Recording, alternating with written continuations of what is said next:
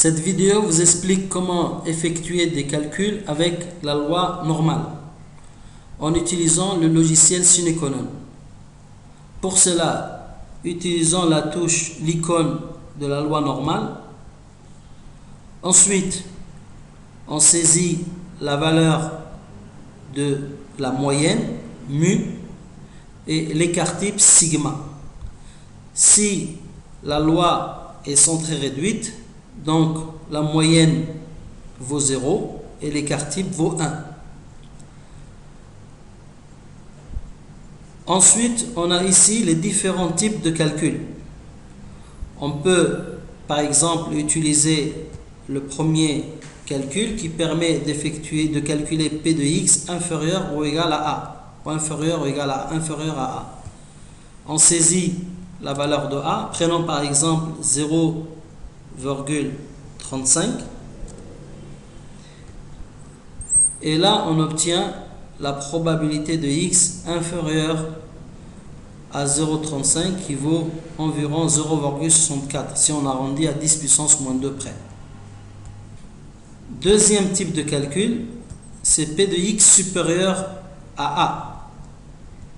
On saisit la valeur de A, prenons par exemple 1,61 et on obtient la probabilité en haut. Elle s'affiche en haut ici. Donc la probabilité de x supérieur ou égal à 1,61 vaut environ 0,05 si on arrondit à 10 puissance moins 2 près.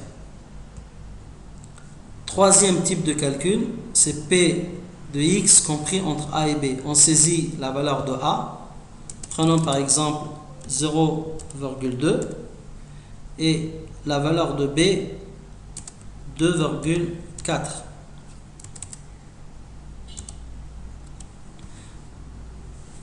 Donc P de x compris entre 0,2 et 2,4 est environ 0,413 si on arrondit à 10 puissance moins 3 près. Quatrième type de calcul, c'est l'intervalle de confiance.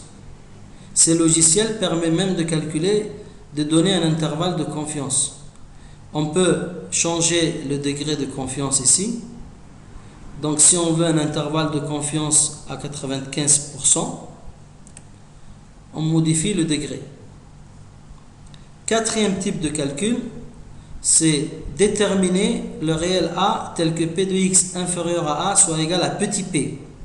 On saisit la valeur de P, prenons par exemple 0,456 et on obtient la valeur de A qui s'affiche ici. Donc A est environ moins 0,11, c'est un résultat arrondi à 10 puissance moins 2 près.